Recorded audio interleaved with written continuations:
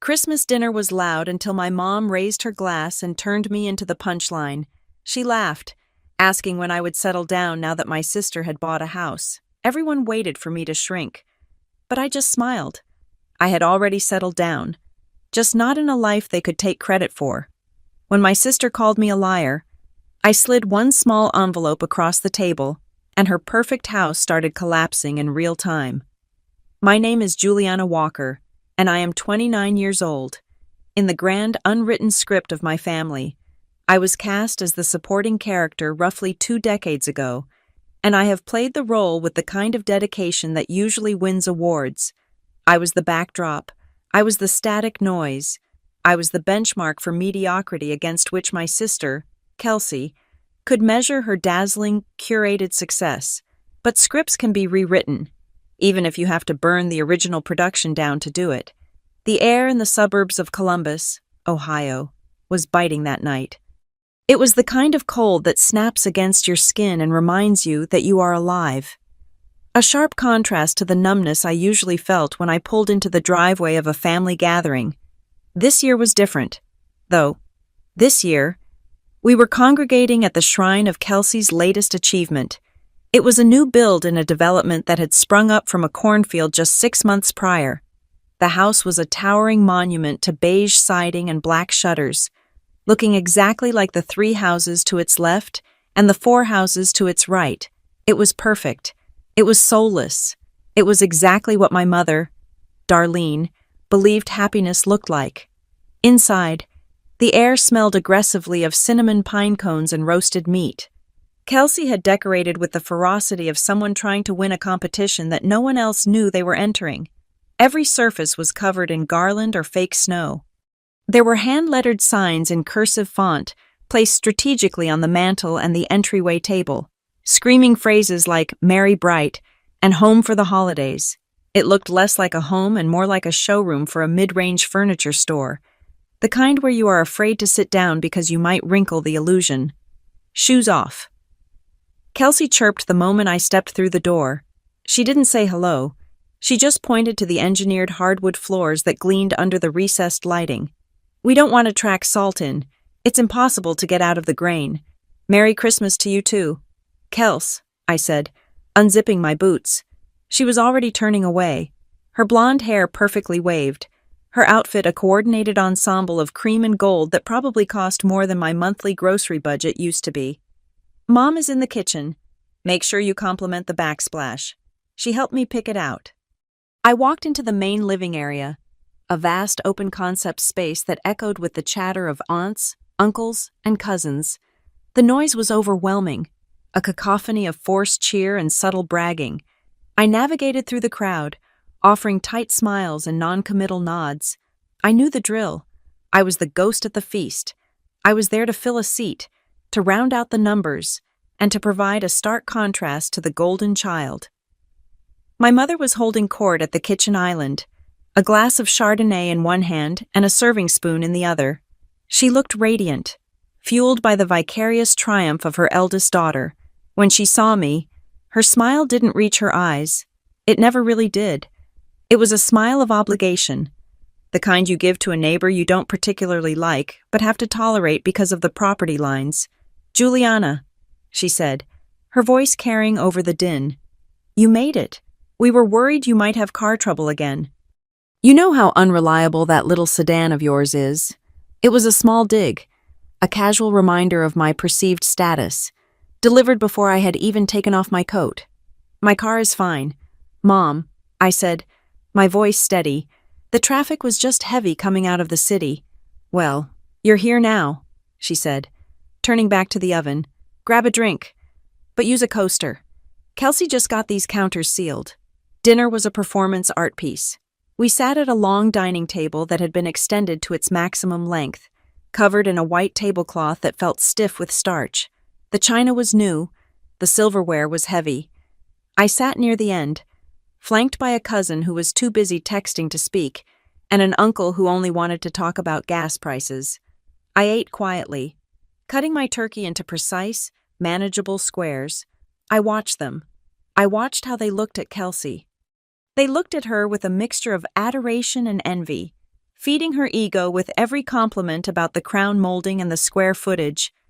Kelsey soaked it up, her laughter ringing out a little too loudly, her gestures a little too wide. She was in her element.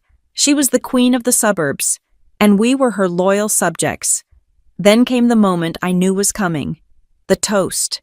The clinking of a spoon against a wine glass cut through the conversation. It was a sharp, piercing sound that brought the room to a hush. My mother stood up at the head of the table. She smoothed the front of her red velvet dress and beamed. She looked around the table, her gaze lingering on Kelsey with a look of pride so intense it was almost palpable. "I just want to say," Darlene began, her voice trembling with emotion, "how incredibly happy I am to have everyone here.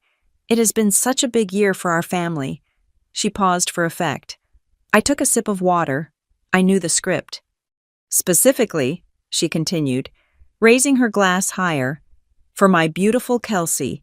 To see her standing in her own home, a home she bought with her own hard work, just makes a mother's heart burst. She has built a life here, a real life. She has roots now." A chorus of "here," "here," and polite clapping rippled through the room. Kelsey lowered her head in a mockery of modesty, smiling that triumphant smile that she had perfected in high school. Then, Darlene turned. It was a slow pivot, like a turret on a tank acquiring a new target. Her eyes found me at the end of the table. The warmth vanished from her face, replaced by that familiar, pitying amusement. The room went silent. They knew this part of the script, too. This was the part where Juliana gets reminded of her place.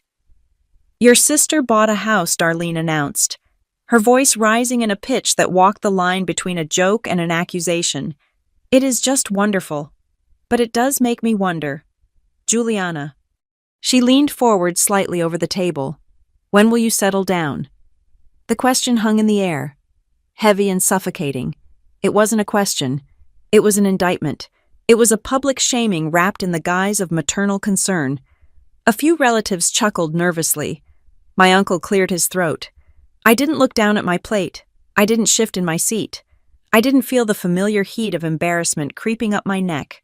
For the first time in 29 years, I felt absolutely nothing but a cold, crystalline clarity.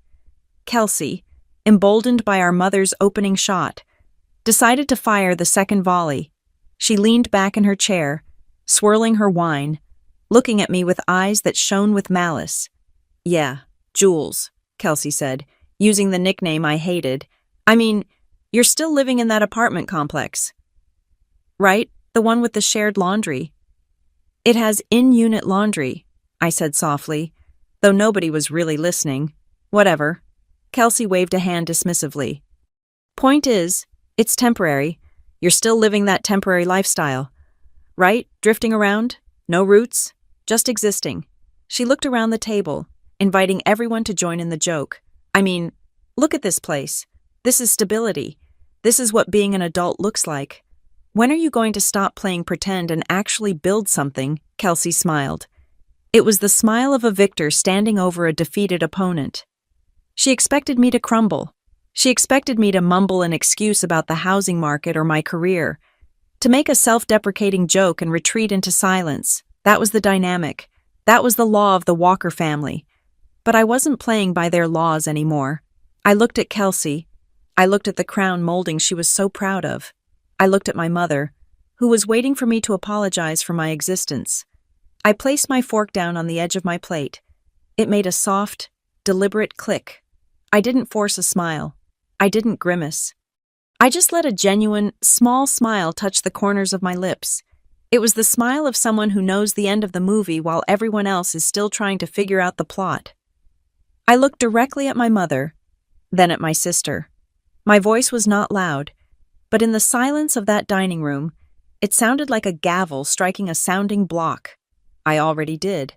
I said, the confusion on my mother's face was immediate, her brow furrowed. What I already settled down. I repeated, my voice even and cool. I bought a house 2 years ago. I have roots. I have stability.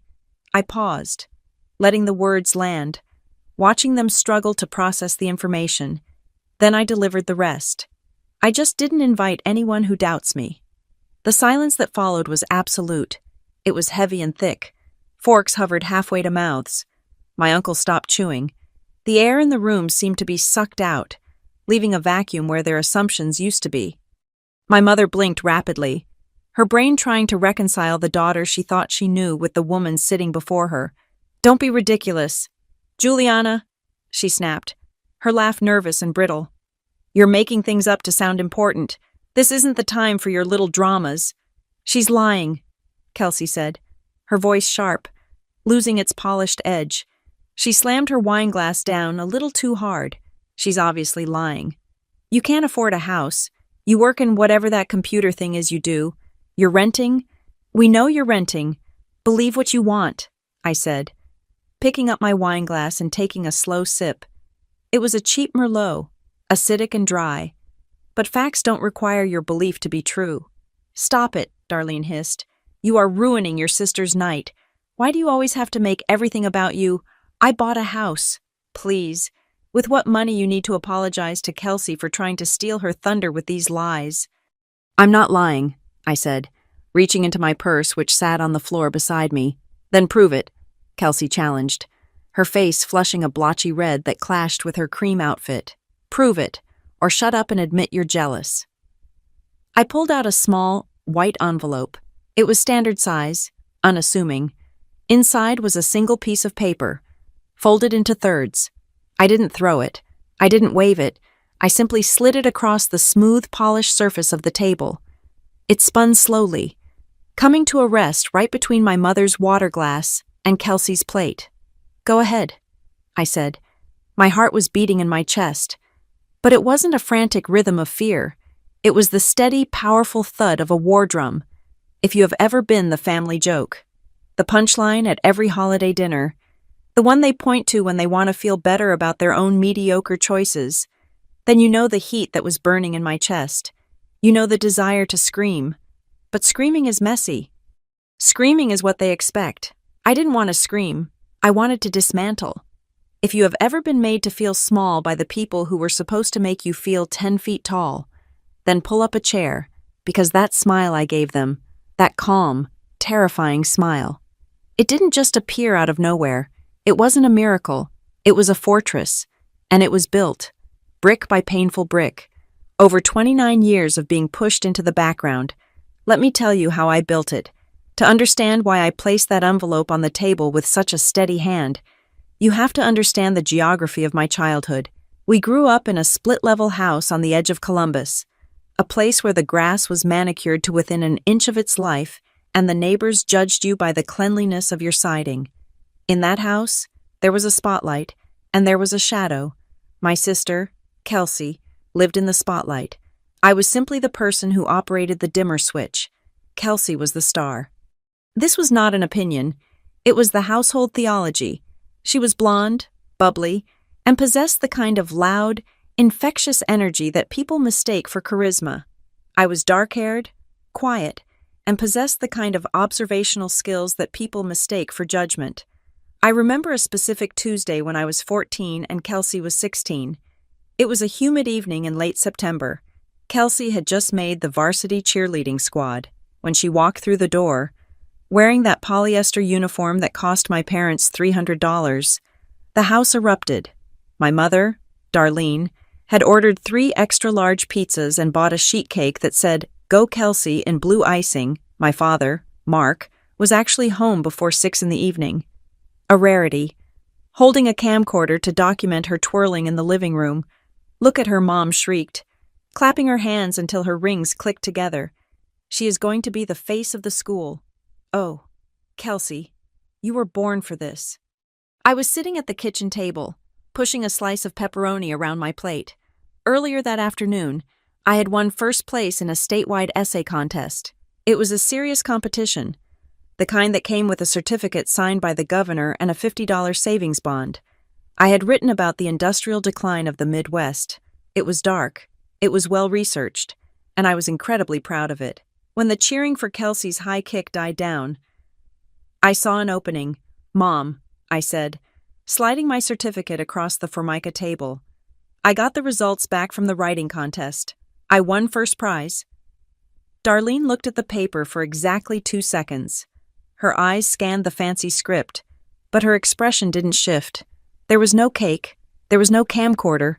That's nice. Juliana, she said, her voice dropping an octave, losing all the vibration it had held for Kelsey. But why do you always have to write about such depressing things, industrial decline? It's so grim. Why couldn't you write about something happy like our summer trip to the lake? She didn't wait for an answer. She turned back to Kelsey, who was now showing off her pom-poms. Kelsey, honey, do that jump again for your dad. The one where your toes touch. That was the dynamic. Kelsey's achievements were public victories.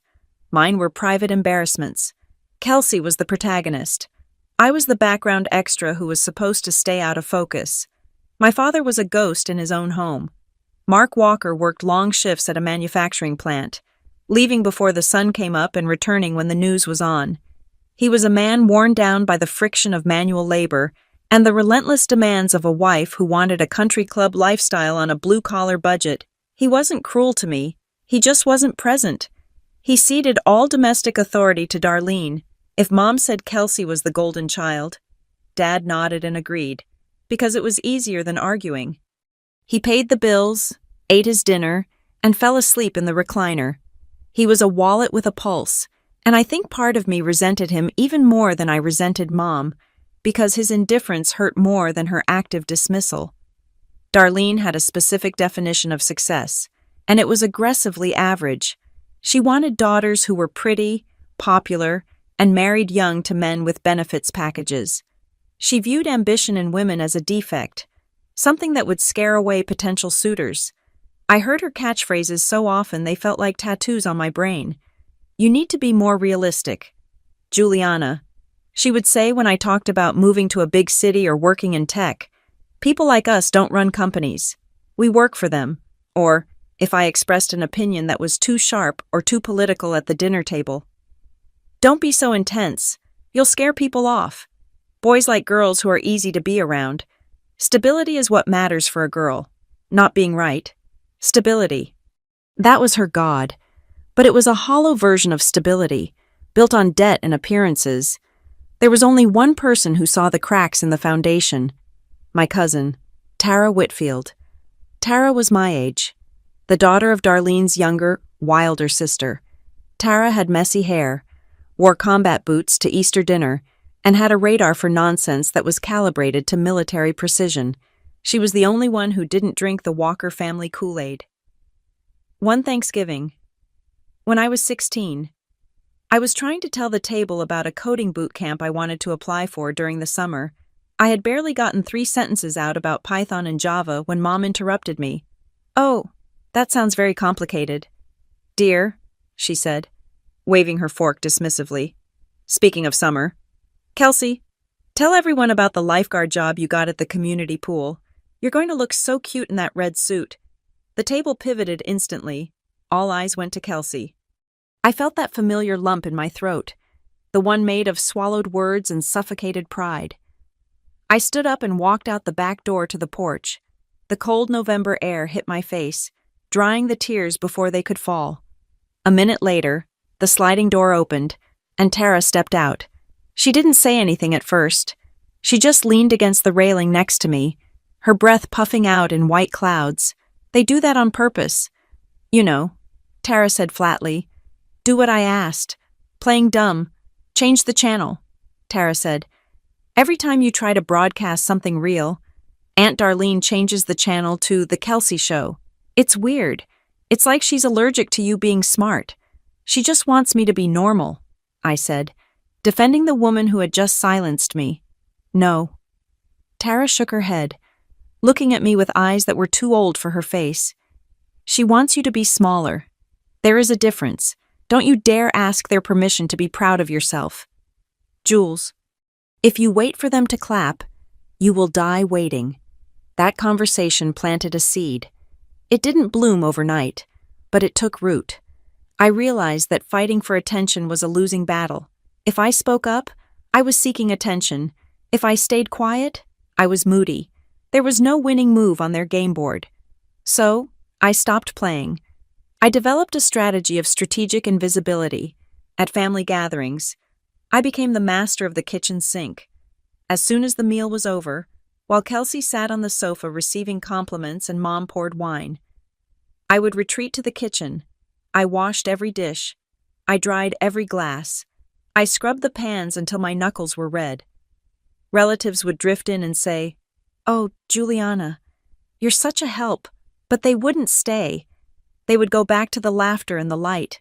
I preferred the hum of the dishwasher. It was a valid excuse to not speak. It was my armor. If I was working, I couldn't be criticized. I learned to answer questions with the fewest words possible. "How is school? Fine. Seeing anyone?" "No. What are your plans?" "Working on it." I gave them nothing to grab onto, nothing to twist, nothing to mock. I became a gray rock, but the most painful lessons were financial.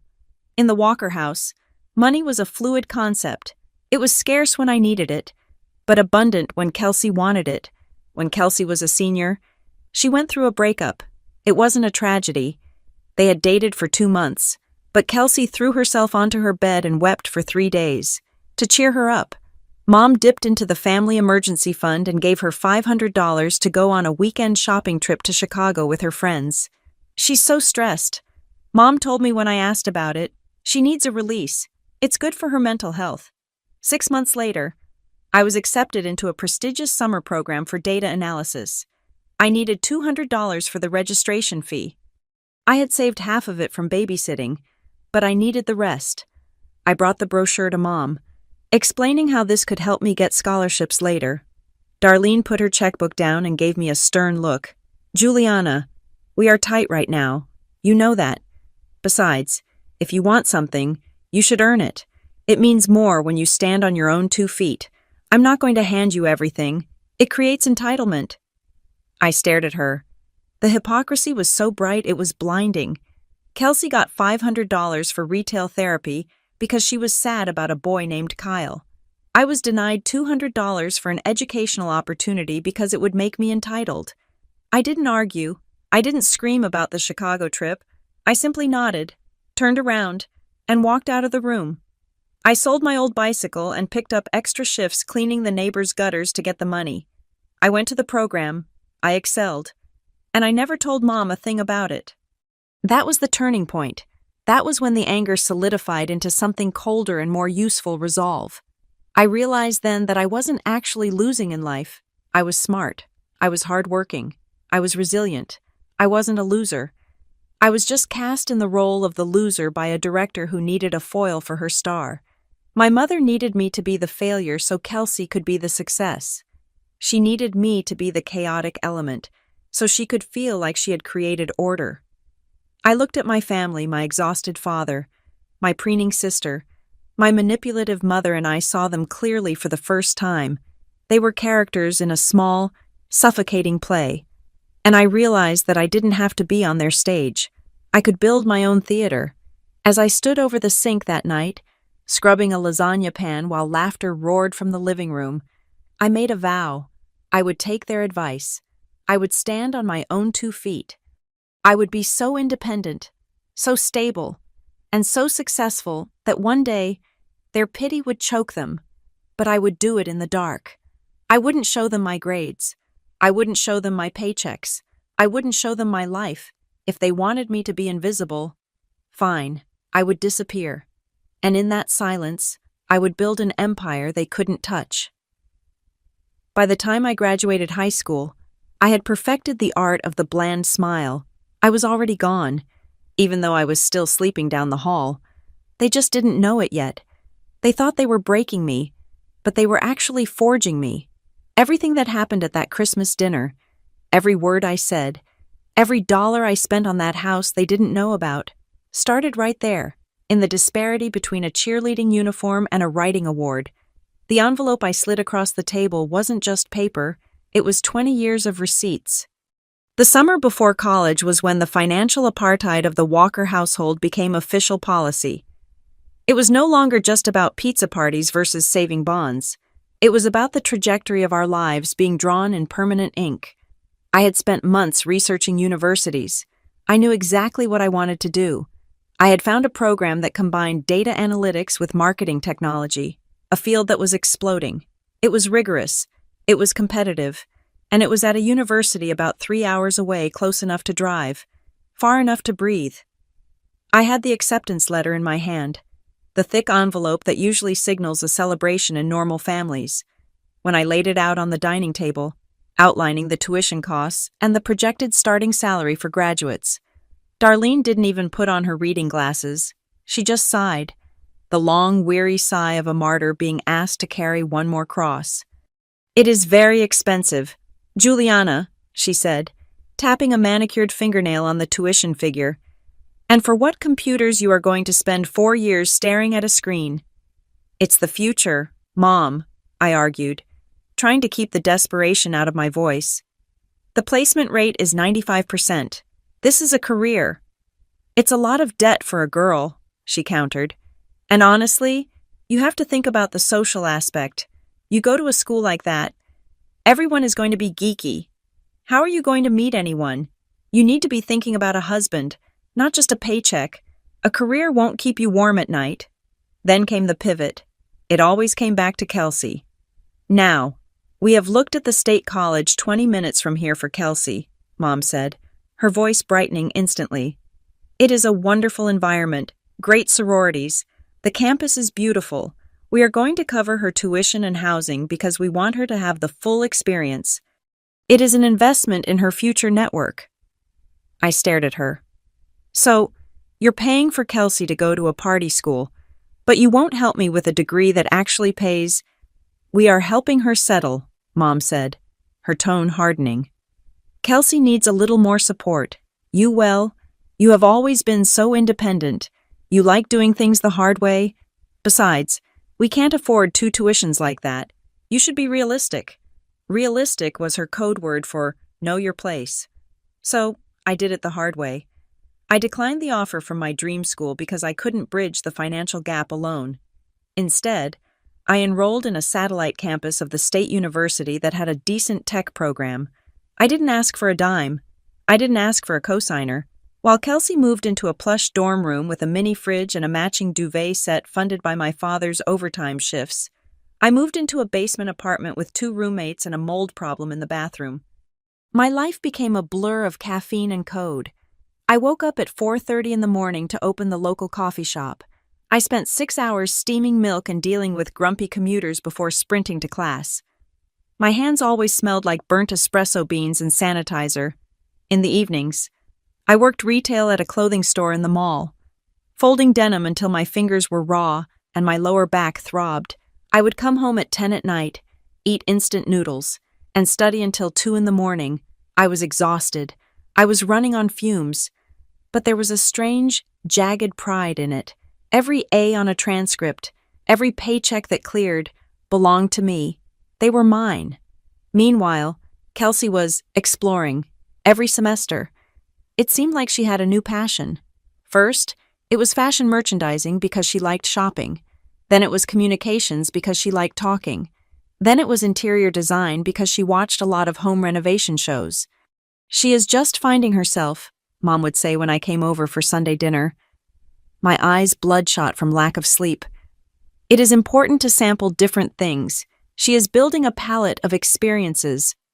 "She's wasting tuition," I muttered once, under my breath. "She is living," Mom corrected me sharply.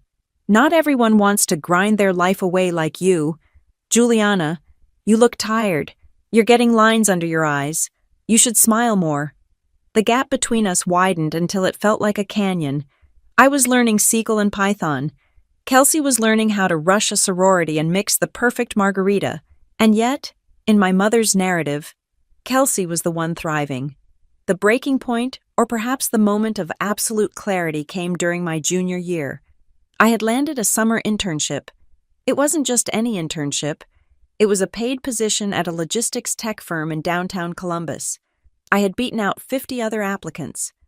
It was the first real step on the ladder I had been building in the dark. I brought the news to a family barbecue. I was bursting with it. I thought, surely, this is tangible. This is a job. This is money. They have to respect this. We were sitting on the patio eating potato salad. My dad was nursing a beer, staring at the lawn. "So," I started, trying to catch their attention, "I got some news today. I was hired by Northbridge Solutions for the summer. It's a data analyst role. They're paying $20 an hour, which is huge for an intern, and if I do well, they usually hire full-time after graduation." I waited. I wanted a "good job." I wanted a "we're proud of you." Mom looked up from her plate. She chewed her coleslaw slowly. "That sounds very technical. Juliana, just don't let it distract you from your appearance. You know, office lighting can be very harsh." Before I could respond, before I could defend the magnitude of what I had achieved, she turned her head toward the sliding glass door where Kelsey was walking out. "Oh, speaking of good news," Darlene's voice went up 3 octaves. "Everyone, listen to this. Kelsey just met someone very special. Tell them, honey." Kelsey flopped into a chair, beaming. "His name is Todd. He's 26. He works in commercial real estate. He drives a 5 Series. A BMW, Mom clarified for the table, as if the brand of the car was a character trait. And he comes from a very good family in Upper Arlington. He took Kelsey to a steakhouse for their second date. A real steakhouse, not a chain." "He's so sweet," Kelsey gushed. "He said he loves that I'm studying whatever I'm studying now. He says he wants a girl who knows how to enjoy life." "See," Mom looked at me, her eyes gleaming with validation. "That is what I mean about being positioned correctly." Kelsey puts herself out there. "She attracts stability. A boy like that is a real future." My internship, my hard-won, $20 an hour victory evaporated. It was crushed under the weight of a stranger's BMW. I stood up. I couldn't breathe. "I'm going to get some air," I said. I walked to the front of the house, standing by the driveway where my dented, 10-year-old Honda sat next to my parents' leased SUV. I was shaking. It wasn't sadness anymore. It was a hot, white rage. Tara found me there. She always did. She was smoking a cigarette she had hidden in her purse, leaning against my car. "Let me guess." Tara exhaled a plume of smoke. "You cured cancer, and Aunt Darlene interrupted you to talk about Kelsey's new boyfriend's watch." "I got an internship," I said, my voice thick. "A real one, and Mom acted like I told her I bought a hamster. She just wants Kelsey to marry rich so she can brag about it." Tara looked at me, dropping the cigarette and crushing it under her boot. "You still don't get it, Jules." "Get what?" "They aren't ignoring you because they think you're failing," Tara said, her voice low and serious. "They ignore you because they are terrified you might be succeeding. If you actually make it big without their money, without their advice, without their connections, then it proves that Darlene is useless. It proves she's wrong. She can't handle that, so she has to pretend your wins don't exist." She grabbed my shoulders. "They are afraid you are better than they think. Stop giving them ammunition. Stop bringing your trophies here to be smashed." That was the day the information iron curtain went up. I realized Tara was right. Every time I shared a success, I was handing them a weapon to use against me. I was inviting them to minimize me. So, I stopped. I went back to school, and I became a vault. When Mom called to ask how things were, I gave her nothing. "School is fine," I would say. "Just studying." I didn't tell her about the dean's list. I didn't tell her that my internship supervisor had already floated a job offer. I didn't tell her that I had started investing a tiny portion of my paycheck into an index fund. When I visited home, I dressed down. I wore my oldest jeans and hoodies. I let them believe I was struggling. I let them believe I was exactly where they wanted me to be drifting. Mediocre, unthreatening. It was a strange kind of power. I sat at the dinner table listening to Kelsey talk about Todd, who dumped her 3 weeks later, and her new major, hospitality management, and I just nodded. Inside, I was calculating compound interest. Inside, I was building a roadmap out of Ohio. The climax of this era came at graduation. I graduated summa cum laude. I wore a gold cord that signified I was in the top 5% of my class. I walked across the stage, shook the dean's hand, and felt a profound sense of closure. My parents didn't come to the ceremony. Mom said it was too long and too crowded, and Dad had a shift he couldn't swap. I received a text message from Darlene at 2 in the afternoon. Congrats on finishing. Let us know when you find a job. That was it. 4 years of sleep deprivation and grit. Acknowledged with a lowercase text. 2 weeks later, Kelsey quit her job as a receptionist at a salon because the manager was toxic, meaning he asked her to show up on time. She decided she was going to become a yoga instructor. Mom threw a party. There was a cake. There were balloons. To new beginnings. Darlene toasted, raising a glass to Kelsey's bravery in leaving a bad situation. It takes so much courage to prioritize your mental health, she said. I stood in the corner of the living room, holding a paper plate. I looked at Kelsey, who was glowing from the attention, completely oblivious to the absurdity of celebrating unemployment. I looked at my mother, who was so desperate to curate a perfect life that she was celebrating failure as a virtue. I felt the last tether snap. I realized then that I could become the CEO of a Fortune 500 company, and Darlene would still find a way to make it sound like a hobby. I could buy a mansion, and she would criticize the curtains. I didn't need their permission. I didn't need their applause. And most importantly, I didn't need them to know a single thing about the life I was about to build. I took a bite of the cake. It was dry. Fine, I thought, the vow cementing itself in my chest like a heavy stone. If you won't see me, I will create a place where you are forced to see me. But by the time you do, I will be so far above this house, you'll need a telescope to find me. I finished my cake, threw the plate in the trash, and walked out to my car. I had an interview in Charlotte the next morning, and I had a 6-hour drive ahead of me. I didn't say goodbye. I just started the engine. Crossing the state line into North Carolina felt less like a move and more like an exhalation. I had packed my entire life into the back of my Honda Civic, a Tetris stack of cardboard boxes and vacuum-sealed bags of clothes. I watched the landscape change from the flat, gray familiarity of Ohio to the rolling, green hills of the Piedmont, and with every mile marker that whipped past, the knot in my chest loosened just a fraction. I landed in Charlotte, a city that felt like it was under construction, much like I was. I rented a studio apartment in a complex that was technically in the city limits, but realistically 20 minutes from anything interesting. It was 600 square feet of beige carpet and laminate countertops. I had no sofa. I had no television. My furniture consisted of a mattress on the floor, a second-hand desk I bought off an online marketplace for $20, and a folding chair. To anyone looking in, it looked like poverty. To me, it looked like freedom. There was no one here to ask why I wasn't married. There was no one to compare my square footage to my sister's. There was just silence and the hum of the refrigerator. I started at Northbridge Signal Works on a Tuesday. The title on my offer letter was Junior Data Analyst, which is corporate speak for the person who fixes the spreadsheets that the executives broke. It was entry-level grunt work. I sat in a cubicle farm under fluorescent lights that hummed at a frequency that made my teeth ache. My coworkers were mostly guys in their mid-20s who spent their lunch breaks talking about fantasy football and crypto. I kept my head down. I wasn't there to make friends. I was there to build a war chest. The hustle became my rhythm. I arrived at the office at 7:30 in the morning, 30 minutes before the official start time, to run queries before the servers got bogged down. I stayed until 7 in the evening. While the other analysts were doing the bare minimum to not get fired, I was swallowing information whole. I realized quickly that the company was drowning in data, but starving for insights. The managers had millions of rows of sales numbers, but no idea what they meant. So, I taught myself.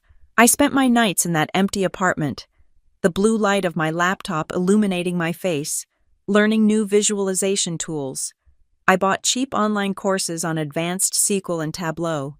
I learned how to automate reports that used to take the team 3 days to compile manually. I built dashboards that turned chaos into clean, colorful charts. It was lonely. I won't lie and say it was a cinematic montage of glorious productivity. There were nights I ate peanut butter on toast for dinner because I was too tired to cook. There were Friday nights when I heard people laughing in the hallway, heading out to bars and clubs, and I felt a sharp pang of isolation. I was a 23-year-old woman living like a monk, but then I would log into my bank account, and the loneliness would recede. I had become obsessed with personal finance. I read every blog, every forum, every book on early retirement and financial independence. I treated my personal budget with the same rigor I applied to my company's data. I set up a system the moment my paycheck hit my direct deposit. Money was siphoned off before I could even see it. 15% went to my 401k to get the company match. Another 20% went to a high-yield savings account I nicknamed the Fortress. Another 10% went into low-cost index funds. I lived on the scraps. I lived as if I were making minimum wage. My coworkers went out for $12 salads every day for lunch. I brought leftovers in Tupperware. They leased new cars. I drove my Honda until the odometer rolled over 200,000 miles. And the phone calls. I can't forget the phone calls. My mother, Darlene, called me once a week, usually on Sunday afternoons. I learned to brace myself for these calls the way you brace for impact. "Hi, Mom," I would answer, forcing a brightness into my voice that I didn't feel. "Juliana," she would say, bypassing any pleasantries, "you will not believe what your sister is going through." 80% of our conversations were about Kelsey. It was like tuning into a radio drama where I was the unwilling audience. "She is just so stressed at the yoga studio." Darlene would sigh. "The owner expects her to actually clean the mats. Can you imagine Kelsey has sensitive skin? She reacts to those harsh chemicals. So, she quit. But don't worry, she is thinking about becoming a travel influencer. She has the look for it. Don't you think?" "That's an interesting idea," I would say, staring at my laptop screen where I was analyzing market trends. "She needs a new camera, though," Mom continued, "a professional one. Those things are $2,000, but you have to spend money to make money. Right? Dad and I are going to help her out. It is an investment in her brand." I would bite my tongue until I tasted copper. An investment. They were pouring water into a bucket with no bottom. "How are you doing, Juliana?" she would ask eventually, usually as an afterthought when she needed to take a breath. "Still doing that computer work?" "Yes, Mom, it's going well." "And the apartment? Have you met any nice young men in the building?" "Mom, just working." "Well, don't work too hard. You sound dull. Honey, you need to have a life." Kelsey went to a winery last weekend and met a delightful attorney. "You should try to be more social." I stopped sharing. I stopped trying to explain that I had just automated a process that saved my department 40 hours of labor a week. I stopped trying to explain that I was on track to max out my Roth IRA for the year. I gave her the gray rock. Brief, polite, boring answers. I let her believe I was just getting by. I let her believe I was the dull, struggling daughter in the sad apartment. It was safer that way. If she knew I had money, the dynamic would shift. She wouldn't be proud. She would be entitled. Or worse, she would tell Kelsey. The contrast between my life and Kelsey's life was becoming a dark comedy. I followed Kelsey on social media mostly to keep tabs on the financial drain on my parents. Her feed was a curated exhibition of, "I deserve this." She posted photos of brunch with $20 mimosas. She posted haul videos of clothes she would wear once. She posted stories from weekend trips to Nashville and Miami. The caption was always something about self-care or living my truth, but I knew the back end of that truth. I knew it because Darlene would complain about it in code. We had to help Kelsey with her rent again. Mom would whisper, as if it were a secret we shared. "The landlord is being unreasonable about late fees. She just forgot. She has so much on her mind with her new brand." Kelsey was living a champagne life on a beer budget, my parents' beer budget. I was living a tap water life on a champagne budget. The pivotal moment came in December of my second year at Northbridge. I had been promoted 6 months prior. A quiet bump in title that came with a significant raise. I hadn't told my family, but the real shock came with the end-of-year bonus. The company had a record year. And because I had streamlined the reporting system, the VP of my division had taken notice. I was sitting at my desk when the notification popped up on my screen. A direct deposit. I clicked it open. I stared. $10,000. It was a five-figure sum. Sitting there in black and white, after taxes, it was still more money than I had ever seen at one time. For a girl who used to scour the couch cushions for gas money, it felt like winning the lottery. My heart hammered against my ribs. I felt a surge of adrenaline so strong my hands shook. My first instinct, the one programmed into me by biology and culture, was to pick up the phone. I wanted to call my mom. I wanted to scream. Look at what I did. I'm good at this. I made $10,000 just for being smart. I actually picked up my cell phone. I unlocked the screen. I pulled up Mom in my contacts. My thumb hovered over the green call icon. And then, I heard her voice in my head. That's nice. Juliana. But 10,000. Are you sure that's right? You know, Kelsey needs braces for her dog. It's going to cost about that much. It's so unfair how expensive vets are. Or worse. Oh, that's wonderful. Now you can come home for Christmas and maybe pay for the catering. It would be such a help since we bought Kelsey that car.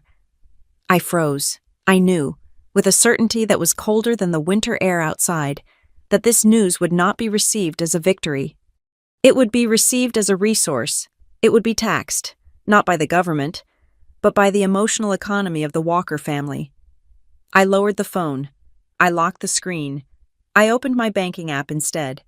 I transferred the entire bonus, every single cent, into my brokerage account. I bought total market index funds. I didn't buy a purse. I didn't buy a plane ticket. I didn't even buy a steak dinner. I bought shares of the entire American economy. That night, I called Tara. Tara was the only leak in my vessel. She was living in Chicago now, working as a sous chef, grinding just as hard as I was, but in a hotter, louder environment. I sat on the floor of my apartment, a glass of cheap wine in my hand. I got a bonus, I told her. Yeah. Enough to buy a round of drinks, Tara asked, her voice raspy from a double shift. 10,000? I said. The line went silent for a full 5 seconds. Holy sh! Tara cut herself off. 10,000, Juliana. That's huge. I didn't tell them. I said, good, Tara said immediately. Don't you dare. If you tell Darlene, that money is as good as gone. She'll guilt you into loaning it to Kelsey for her next identity crisis. I put it all in the market. I said, you are a savage. Tara laughed, a warm, genuine sound that made the empty apartment feel less hollow. You're like a sleeper agent in your own life. They think you're a nobody, and you're secretly building a kingdom. It's not a kingdom yet, I said, looking around at my bare walls. It's just a savings account. It's freedom. Jules, Tara said softly, every dollar is a brick in the wall that keeps them out. We talked for an hour. We laughed about Kelsey's latest post, a photo of her meditating in a bikini that clearly cost $200. We talked about how tired we were, but it was a good tired. It was the exhaustion of ascent. When I hung up, I walked to the window and looked out at the Charlotte skyline. The city lights were blinking in the distance, a grid of electricity and ambition. I realized I had crossed a threshold. The desire for their validation had finally died, starved by their indifference. It had been replaced by something far more potent: control. I wasn't waiting for them to notice me anymore. I wasn't waiting for the invitation to the table. I was building my own table, in a house they didn't know existed, paid for with money they didn't know I had. I looked at my reflection in the dark glass of the window. I looked tired. Yes, but I looked solid. I stopped explaining. I started building. It is a strange and pathetic thing, but hope is the last thing to die. Even after the pizza parties I didn't get, the tuition I was denied, and the constant adoration of my sister's mediocrity, I still went home for Thanksgiving last year with a small, fragile ember burning in my chest. I was 28 years old. I was a senior analyst. I had just led a project that optimized our client retention strategy, resulting in a revenue increase of 12% for the quarter. In the corporate world, I was a rock star. I thought, perhaps foolishly, that if I brought a big enough win to the table, they would finally have to pull up a chair for me. I was wrong. The gathering was at my Aunt Linda's house that year.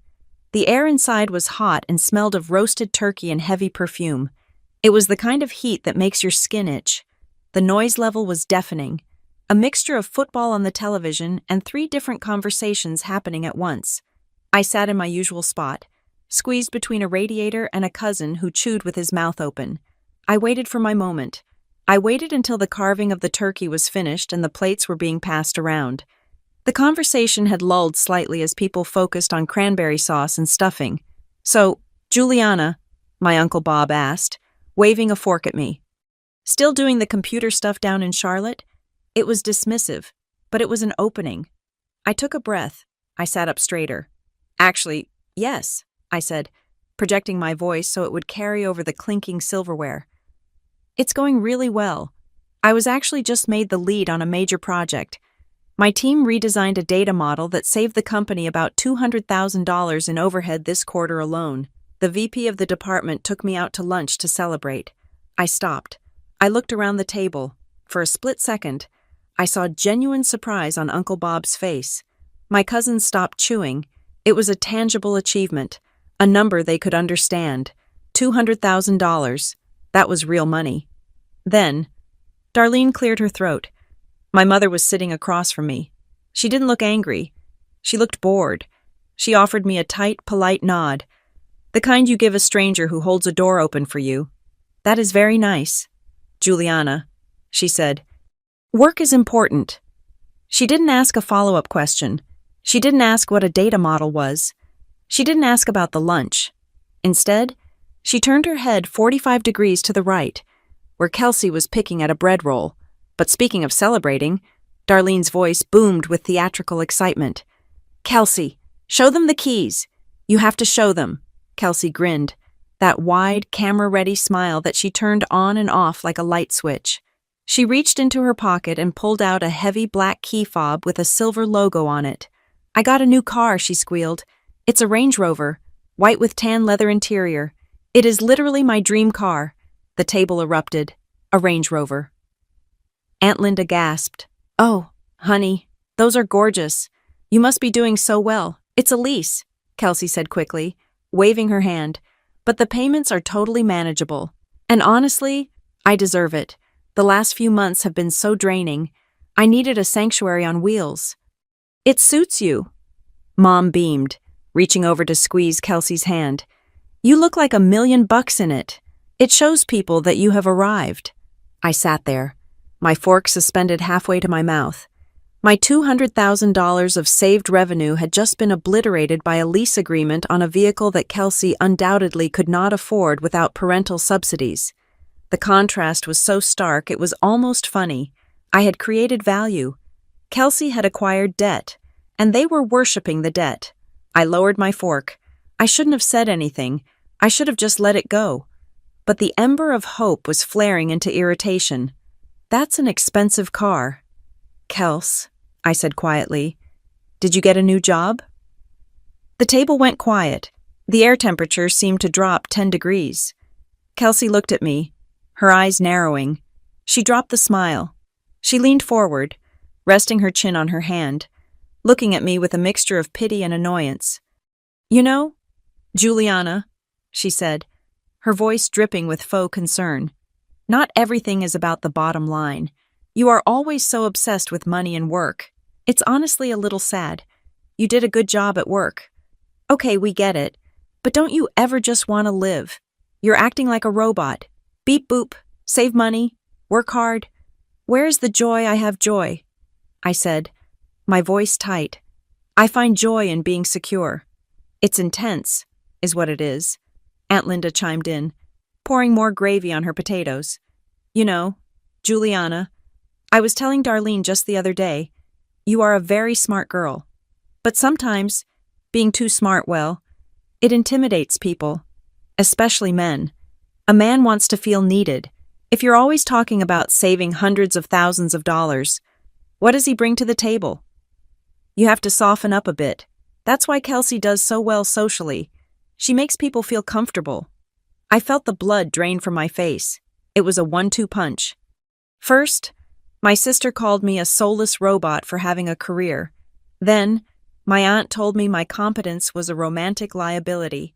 I looked at my mother, waiting for her to defend me, waiting for her to say, "Actually, Juliana is doing great, and we are proud of her independence." Darlene just took a sip of her wine and nodded. "Linda is right. Juliana, you do have a tendency to be a bit sharp. You could learn a little softness from your sister." I didn't finish my dinner. I pushed the turkey around my plate until it was a cold, gray mess. I realized then that I wasn't just fighting for attention. I was fighting a cultural war within my own bloodline. To them, a woman's value was decorative and dependent. My value was functional and independent. We were speaking different languages. The final nail in the coffin came on the drive back to my parents' house that evening. I had driven separately, but Mom's car had a flat tire, so I had to drive her home while Dad waited for the tow truck. It was just the two of us in my reliable, high-mileage Honda. The dashboard glowed green in the darkness. Darlene was scrolling through her phone, probably liking photos of Kelsey's new car on Instagram. "Kelsey is really doing well," she said, breaking the silence. "I know you worry about her, but she is very stable now." I gripped the steering wheel so hard my knuckles turned white. "Mom, she leased a $60,000 car. She works part-time at a boutique. That isn't stability. That's math that doesn't add up."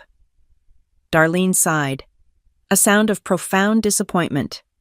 "There you go again, always judging. Stability isn't just about a bank account. Juliana, it's about fitting in. It's about having a place in the community. Kelsey has friends. She has a look. She has a life that people admire. That is stability." She turned to look at me, her face illuminated by the passing streetlights. "You know, your sister bought a house in her mind already. She has plans. When will you settle down? You're nearly 30. You're living in that apartment. You're alone. It's time you stopped trying to conquer the world and started trying to build a home. Settle down." The phrase hung in the air like exhaust fumes. In that moment, staring at the dark road stretching out ahead of me, something snapped. But it wasn't a loud snap. It was the quiet click of a lock engaging. I realized I had been entered into a race I never signed up for. And it was a rigged race. If I won, if I became successful, wealthy, and independent, I was cold, intimidating, and a robot. I was a threat to their worldview. If I lost, if I struggled or failed, I was a figure of pity. The disappointment compared to Kelsey's shine. There was no winning. There was only losing or being resented. Why was I trying to impress these people? Why was I bringing my hard-earned victories to an altar where they would only be sacrificed to Kelsey's ego? I looked at my mother. She wasn't a villain in a cape. She was just a small-minded woman who was terrified of anything she couldn't control or understand. She wanted me to be weak, so she could mother me. She wanted me to be less than Kelsey, so the family hierarchy made sense. I didn't say anything back. I didn't argue about the definition of stability. I didn't point out that I had a net worth that was likely higher than hers. "You're right, Mom," I said, my voice hollow and flat. "I should think about that." I dropped her off at the driveway. I didn't go in. I drove straight back to Charlotte that night, fueled by caffeine and a cold, icy clarity. I was done. I was absolutely, irrevocably done. I was cutting off the supply. No more updates. No more sharing wins. No more seeking approval. If they wanted to see me as the struggling, lonely spinster, I would let them. I would let them paint whatever portrait of me they wanted, while I built a reality that would eventually shatter their entire gallery. My phone buzzed as I crossed the state line. It was Tara. She must have sensed the disturbance in the force, or maybe she just saw Kelsey's car post and knew I was spiraling, saw the rover. The text read, "Please tell me you didn't try to explain ROI to them." I typed back, "I tried. I failed. Mom told me I need to settle down." 3 dots appeared. Then Tara's reply came through. A message I would later write on a sticky note and put on my bathroom mirror. Her definition of settled is stuck. Your path doesn't need an audience. Jules, but keep walking. There will be a part of the road where you choose to turn on the lights, and they will be blinded. I threw the phone on the passenger seat. I formulated the plan somewhere on I-77 between the darkness of West Virginia and the lights of North Carolina. It was a long-term plan. It was a plan that required total secrecy. I would buy a house, not a starter home, not a condo, a sanctuary, a real estate portfolio. I would build wealth so undeniable that when the truth finally came out, it wouldn't be a discussion. It would be a revelation. But until then, I was going dark. Family access was officially revoked. I would attend the dinners. I would smile. I would nod. I would let them make their jokes. Let them think I'm losing. I thought as the Charlotte skyline came into view, let them think I'm the robot. Robots are very good at building things while the rest of the world sleeps. The promotion at Northbridge Signal Works didn't come with a balloon drop or a champagne toast. It came in a quiet email from HR on a Tuesday morning, attached with a PDF that changed the trajectory of my entire life. I had been elevated to senior data architect. The salary bump was significant, pushing me well into the six figures. But the real game changer was the equity package. I was granted 20,000 shares of stock options, vesting over 4 years. If the company went public, or if we were acquired, which was the rumor buzzing in the break room, those pieces of paper would be worth more than my parents' house. I celebrated in my usual fashion. I ordered Thai takeout, extra spicy, and transferred the entirety of my raise into my brokerage account. I was living a double life. By day, I was a high-powered tech strategist managing complex data infrastructures. By night, I was still the girl in the studio apartment who drove a dented Honda and scoured the internet for discount codes before buying toothpaste. I had a notebook on my desk, a simple black composition book. On the first page, I had written a single sentence, "The house that nobody bought for me." Underneath, I tracked my net worth. The number was growing. It was moving from security to independence and inching toward untouchable.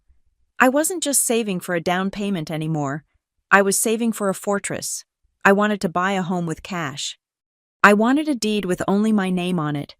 A piece of earth that no one could leverage, no one could criticize, and no one could claim credit for. Then came the notification that turned my quiet hustle into a cold sweat nightmare. It was a Thursday evening in October. I was sitting on my floor, folding laundry and listening to a podcast about market trends. My phone buzzed on the carpet. It wasn't a text or a call. It was a push notification from my credit monitoring app. New inquiry detected. Buckeye Harbor Lending has viewed your credit report. I frowned, picking up the phone. I hadn't applied for a credit card. I hadn't applied for a car loan. I certainly hadn't applied for a mortgage. I unlocked the app. There it was, in bright red text, a hard inquiry. Date today. Creditor Buckeye Harbor Lending. Location Columbus, Ohio. My stomach dropped. It felt like I had missed a step on a staircase. Buckeye Harbor Lending. The name sounded small, regional. It sounded like the kind of place you go when the big banks say no. I tapped the screen. My fingers suddenly cold. Maybe it was a mistake. Maybe it was a glitch. I Googled the lender. They were a mid-sized mortgage broker based in the suburbs of Columbus. I didn't wait. I dialed their number immediately. It was 6 o'clock in the evening, and I prayed someone was still in the office. Buckeye Harbor Lending. This is Brenda speaking, a cheerful voice answered. Hi, Brenda, I said, my voice steady despite the rapid thumping of my heart. My name is Juliana Walker. I just received a notification that your firm ran a hard inquiry on my credit report. I haven't applied for any loans, so I'm concerned this might be fraud. There was a pause, the sound of typing, and then a hum of confusion. Oh, let me pull that up. Honey, Brenda said. Walker, do you have the last 4 of your social? I gave them to her. Okay, here we are, Brenda said. I see the application right here. It came in this afternoon. It's for a pre-approval on a mortgage modification and a secondary line of credit. I didn't apply for that, I said firmly. Well, are you sure? Brenda asked, her tone shifting from helpful to slightly patronizing. Sometimes people forget. It's listed here under a primary borrower, Kelsey Walker. with you listed as the co-borrower, authorized guarantor. The room spun. Kelsey, my sister. Read that back to me, I whispered. Who is the primary borrower? Kelsey Walker. Brenda confirmed. And the property address is, let's see, 1242 Maple Ridge Drive. I closed my eyes. I knew that address. I had seen it on the invitation to her housewarming party. I had seen it on the Zillow link my mother had sent me 6 months ago, bragging about the exclusive community Kelsey was moving into. Brenda, I said, my voice turning to ice. I did not authorize this. I am not a co-borrower. I am not a guarantor. If you proceed with this application, you are processing a fraudulent loan. Oh, Brenda said. The cheerfulness evaporated. Well, we have a signature here, electronic, of course, and we have your social security number, current address, and employer information. It looks very official. It is fraudulent, I repeated. Cancel the application, flag it, do not release any funds or approve any credit. I will have to speak to the loan officer, Brenda stammered. But if you're saying you didn't sign this, I didn't. And Brenda, I want a copy of that application sent to my email immediately for my police report. I hung up. I didn't wait for her to apologize. I sat there in the silence of my apartment, feeling a sensation I had never felt before. It wasn't just anger. It was violation. It was one thing for my mother to mock my career. It was one thing for my sister to call me a robot. But this was theft. This was them reaching into my pocket, into my hard-earned reputation, and trying to use it to prop up the facade of Kelsey's perfect life. I realized then that the settled life my mother bragged about Kelsey's house, the furniture, the image was a lie. Kelsey couldn't afford it. She likely had bad credit, maxed out cards, and a debt-to-income ratio that would make a banker weep. So, they needed a fresh host. They needed my pristine, 800-plus credit score to secure better rates or to get approved for more money. They were trying to use me as a financial mule. I didn't call my mother. I didn't call Kelsey. I knew exactly what would happen if I did. Darlene would gasp. She would say it was a misunderstanding. She would say, "Oh, Juliana, don't be dramatic. We were just seeing if we could get a better rate. We would have told you. We're family. What's mine is yours, right?" She would gaslight me until I felt guilty for protecting my own identity. Instead, I called Tara. They did what? Tara screamed into the phone. She was in the middle of a shift, and I could hear pans clanging in the background.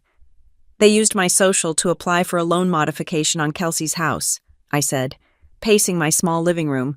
They tried to make me a co-signer without asking. That is a felony. Juliana, Tara said, her voice dropping to a serious, lethal register. That isn't a family squabble. That is federal crime territory. You need to lock it down, now. I want to call them and scream, I admitted. I want to drive up there and burn the house down. No, Tara commanded. Do not give them the satisfaction of your emotion. They thrive on drama. If you call screaming, they'll just call you crazy Juliana again. You need to fight this with paper. Be a surgeon, not a butcher. Cut off the blood supply. How? Freeze everything, Tara said. Lock your credit reports, file a dispute, get the paper trail. And for the love of God, do not tip them off yet. If they know you know, they'll try to cover their tracks or guilt trip you before you have the evidence. I took her advice. I sat down at my computer and went to work. I logged into Equifax, Experian, and TransUnion. I placed a security freeze on all 3 files. I set up fraud alerts. I downloaded the official inquiry report from Buckeye Harbor Lending. I created a digital folder named Evidence. Then, I started digging. How did they get my social security number? I hadn't lived at home in years. I guarded that number with my life. I searched my email archives. I searched for Social Security and Mom, and there it was, an email from 3 years ago. Subject urgent. Insurance paperwork. From Darlene Walker. Hi, honey. Dad and I are updating our life insurance policies, and we want to list you and Kelsey as beneficiaries. I need your social security number for the forms. Can you send it over? Love, Mom. I remembered that email. I remembered replying. I'm not comfortable sending that over email. Mom, it's not secure. I'll call the agent directly if they need it. I clicked on my sent folder. Yes, I had refused. But then I saw another email. From a week later. Subject, found it from Darlene Walker. Never mind.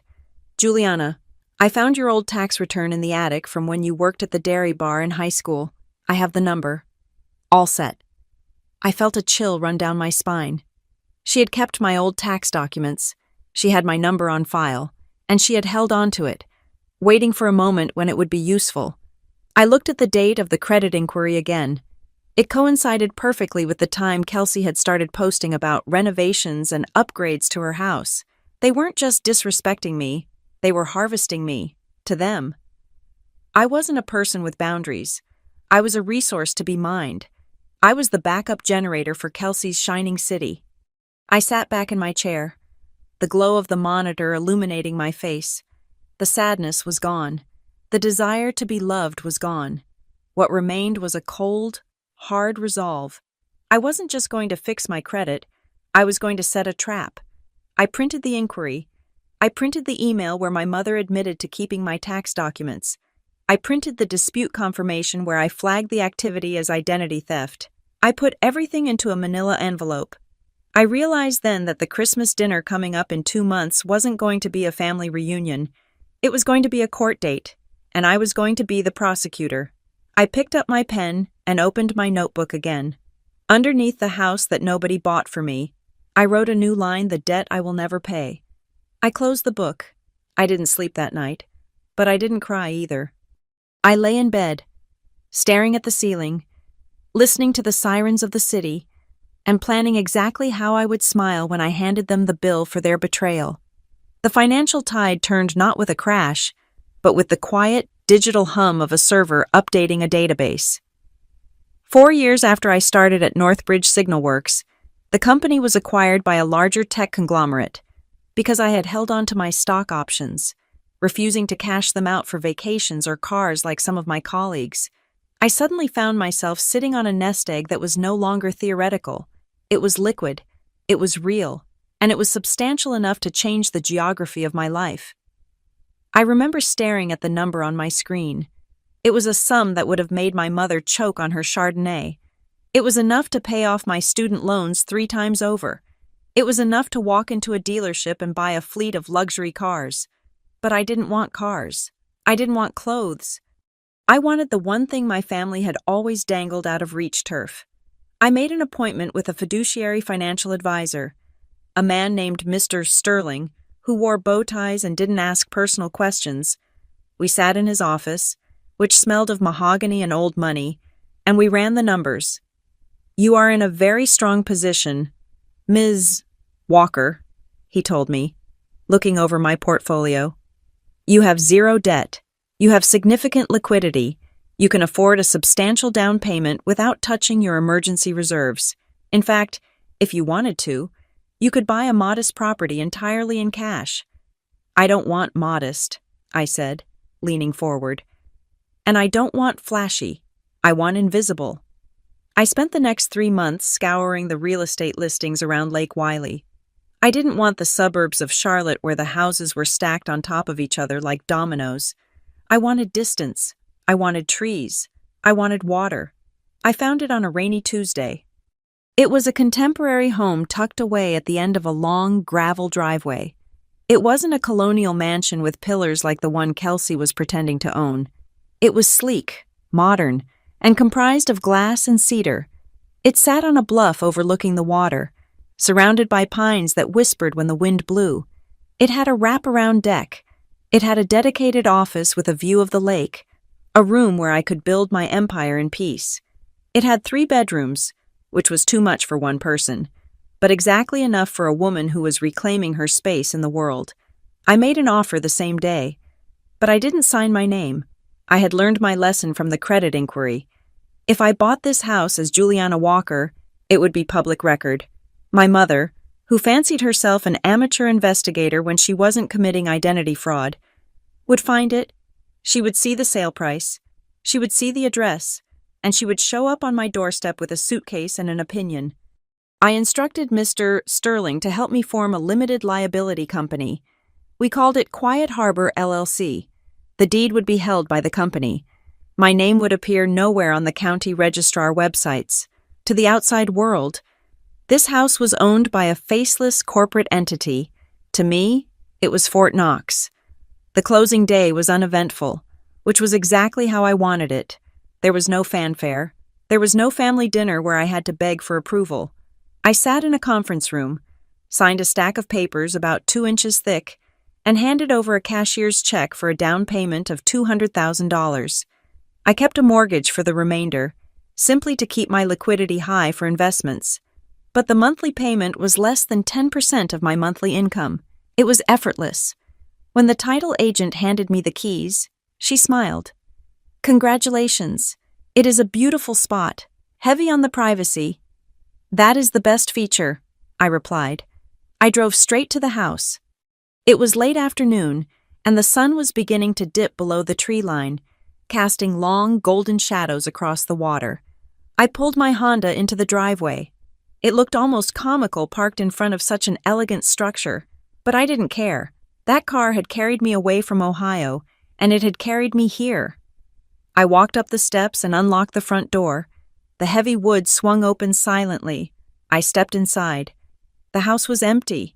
I hadn't moved any furniture in yet. The hardwood floors stretched out before me, gleaming in the twilight. The living room had a wall of windows that framed the lake like a living painting. I walked to the center of the room and just stood there. I listened. I heard the hum of the refrigerator. I heard the faint lap of water against the dock down the hill. I heard the wind in the trees. What I didn't hear was criticism. I didn't hear my mother asking why I wasn't wearing makeup. I didn't hear Kelsey bragging about a vacation she put on a credit card. I didn't hear my father's passive silence. I heard the profound, heavy sound of ownership. I took off my shoes and walked in my socks to the spot that would be my office. I pressed my hand against the cool glass of the window. "I did this," I whispered to the empty room. I didn't say it with arrogance. I said it with relief. I had done it without their money. I had done it without their advice. I had done it while they were actively betting against me. A headlight's beam swept across the living room wall an hour later. I wasn't scared. I knew who it was. There was only one person in the world who had the coordinates to this location. Tara walked through the front door carrying a large pepperoni pizza in one hand and a red toolbox in the other. She stopped in the foyer, her eyes scanning the high ceilings, the open concept kitchen, and the view of the lake. She let out a low whistle. "Okay," Tara said, kicking the door shut behind her. "You didn't just buy a house. You bought a sanctuary." "It has a dock," I said, smiling. "I don't have a boat, but I have a dock. We can sit on it and drink wine," Tara said, walking over to the kitchen island and setting down the pizza. "This place is incredible. Jules, it's grown up. It's real. It's mine," I said. "Every nail, every plank." Tara opened the toolbox and pulled out a bottle of champagne and 2 plastic cups she had snagged from a gas station. "I figured you didn't have glasses yet." We sat on the floor of the living room, eating pizza out of the box and drinking expensive champagne out of plastic cups.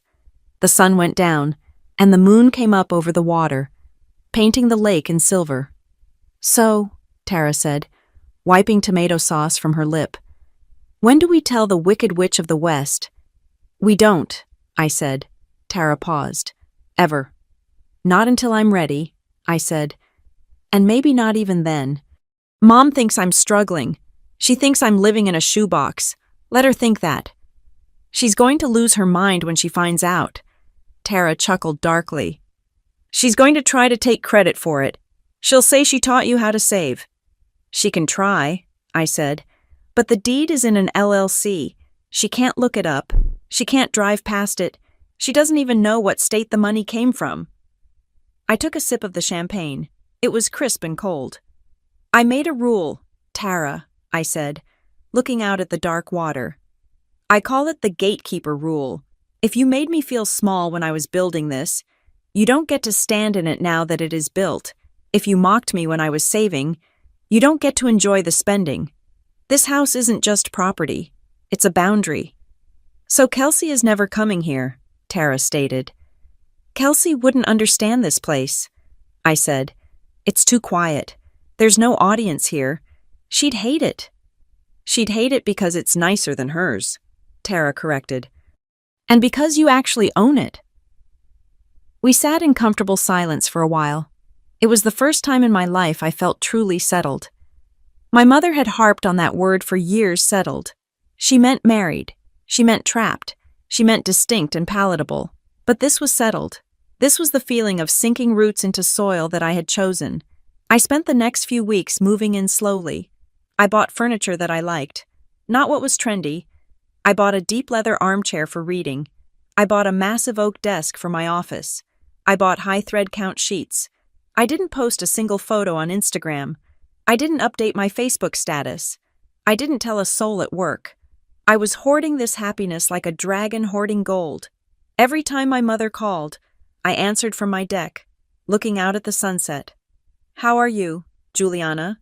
she would ask. Still in that little apartment. "Yes, Mom," I would lie smoothly. "Just working hard."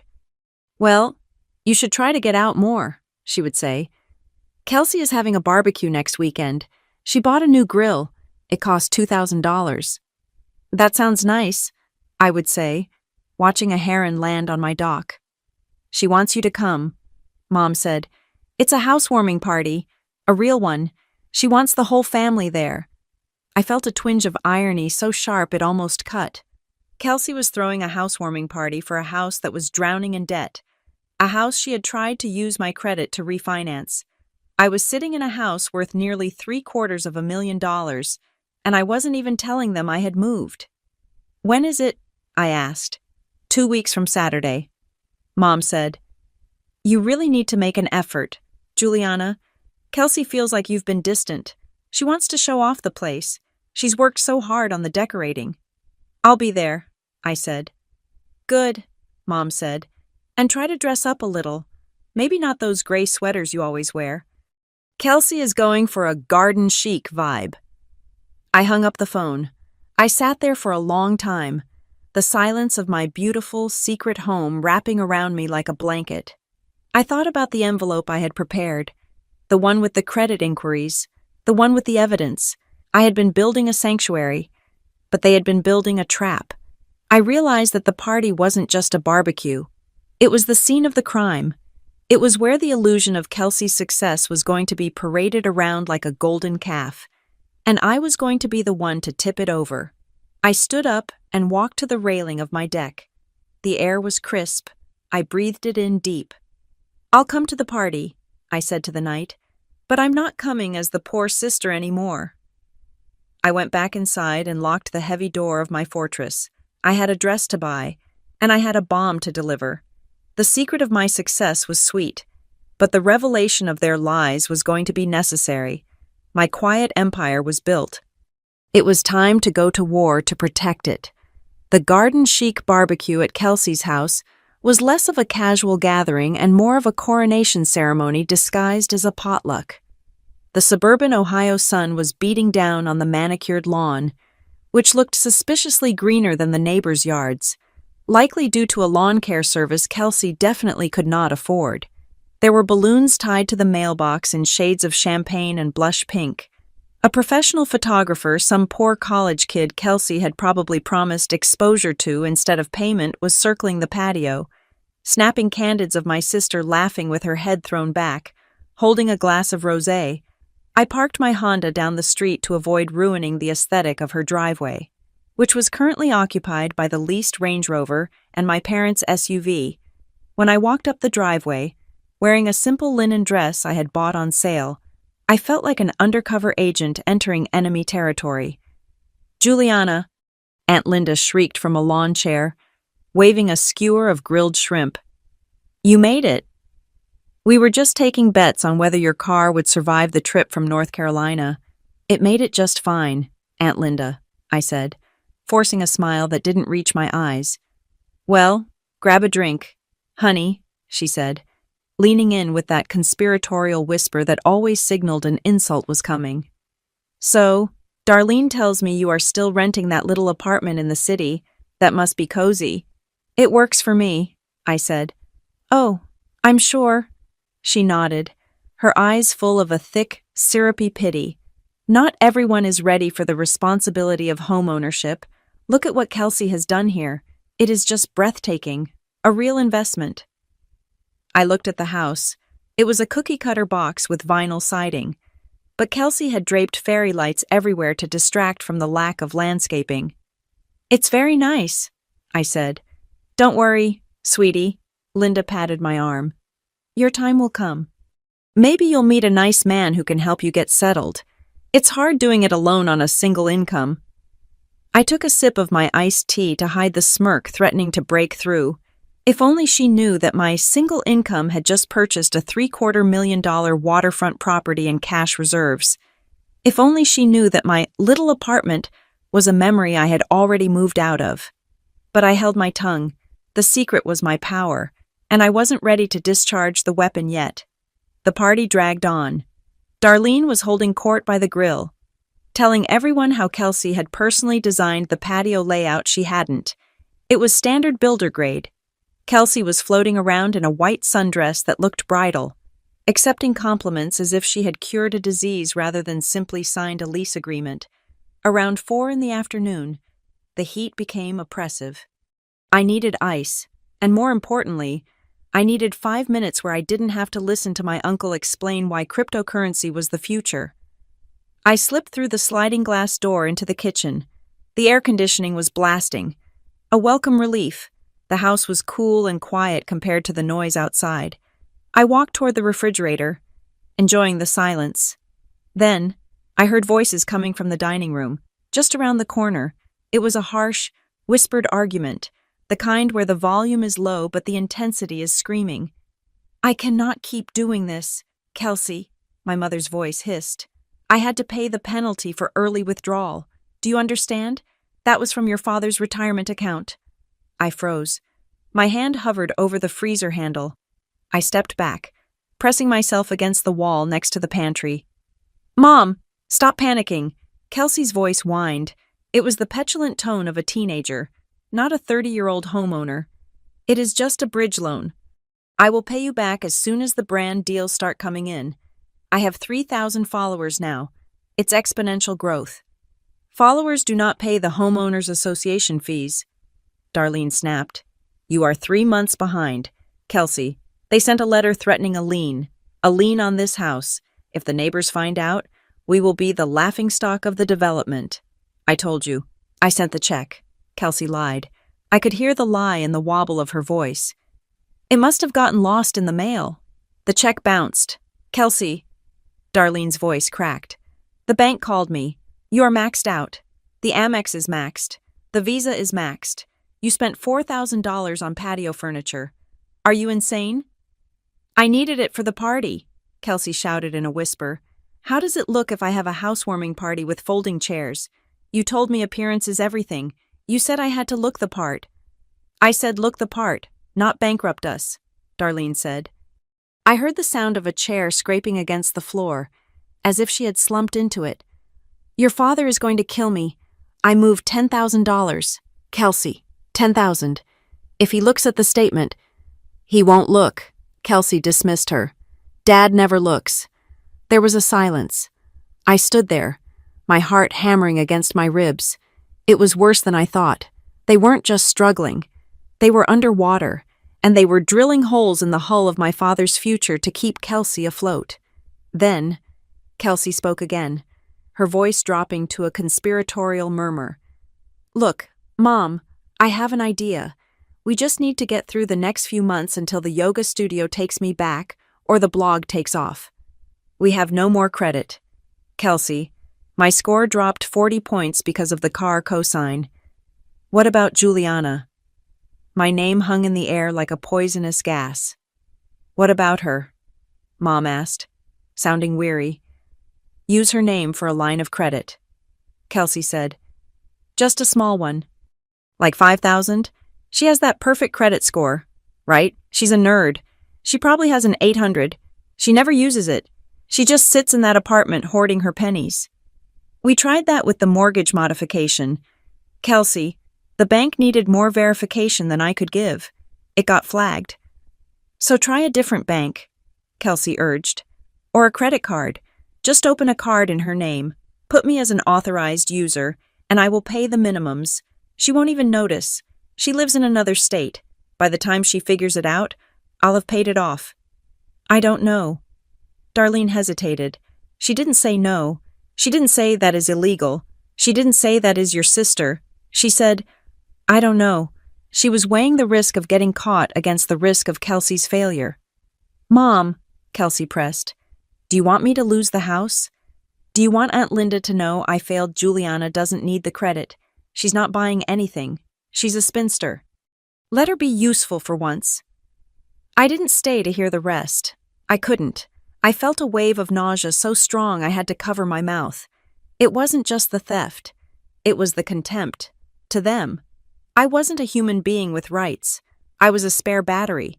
I was a spinster, whose only purpose was to be harvested to preserve Kelsey's vanity. I backed away slowly, stepping softly on the laminate floor. I went back out the sliding door, blinking in the harsh sunlight. Juliana, Aunt Linda called out. Did you get your ice? No, I said, my voice sounding strangely calm, detached from the fire burning in my chest. I just remembered I have a deadline, a work thing. I have to go. On a Saturday, Linda tutted. See, this is why you're single. You work too much. Tell Mom I had to leave, I said. I walked down the driveway, past the balloons, past the Range Rover that was destroying my father's retirement, and got into my car. I drove for 2 hours before I stopped. I pulled into a rest stop, my hands shaking on the steering wheel. The credit inquiry from Buckeye Harbor Lending hadn't been a mistake. It hadn't been a glitch. It was a trial run, and hearing them discuss it, hearing my mother consider doing it again, shattered the last microscopic fragment of loyalty I had for them. They weren't my family. They were parasites. I drove the rest of the way to Lake Wylie in a trance.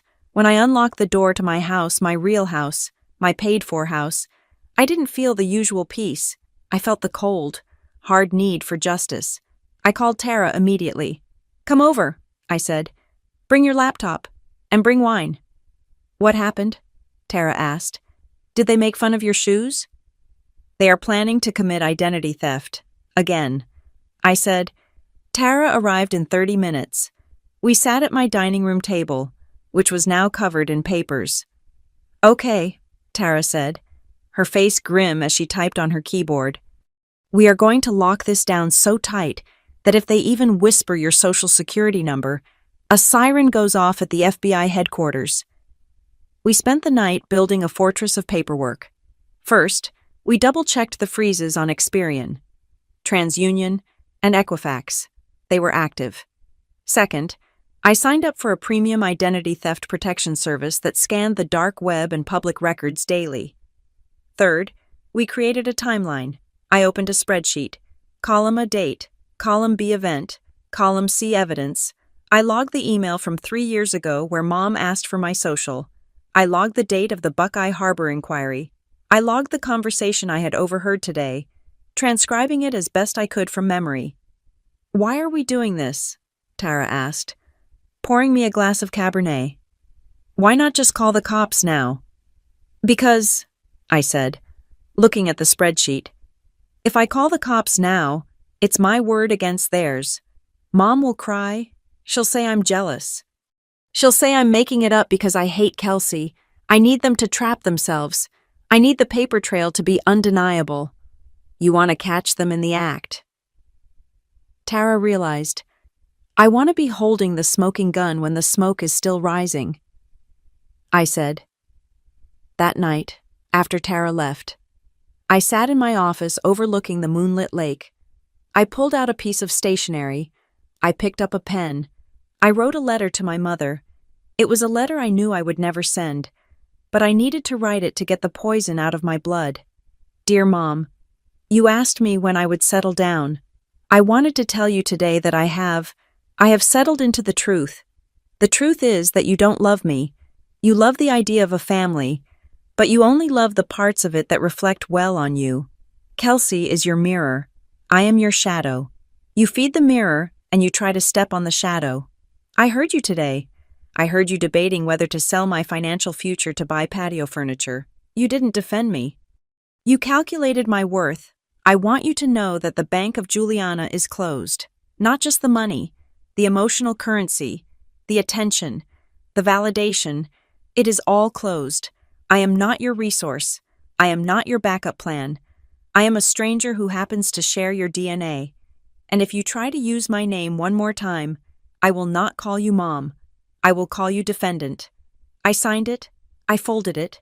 I put it in the drawer of my desk. The rage was gone. It had been replaced by a terrifying calm. I knew what was coming. Christmas was 4 months away. It was the Super Bowl of the Walker family performance season. They would all be there. The aunts, the uncles, the cousins. Kelsey would be there, desperate to maintain the illusion of her success as the walls closed in. Mom would be there, trying to hold the crumbling facade together with lies and retirement funds, and I would be there.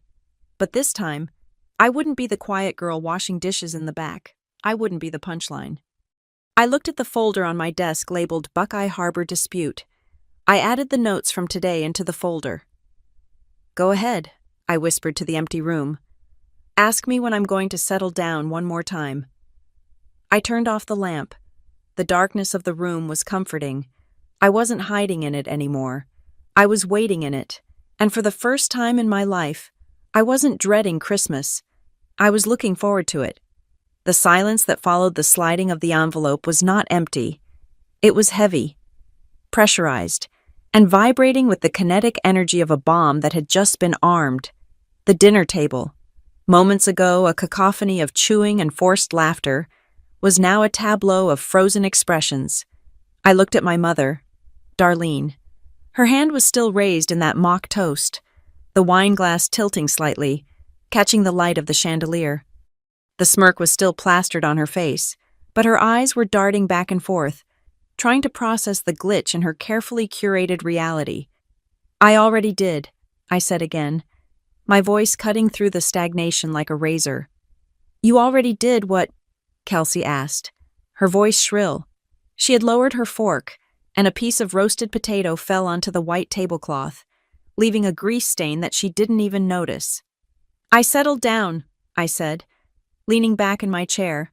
I didn't cross my arms. I didn't hunch. I occupied my space with a calmness that felt foreign in this house. I bought a house 2 years ago. It is a 3-bedroom contemporary on a bluff overlooking Lake Wylie. It has a wraparound deck.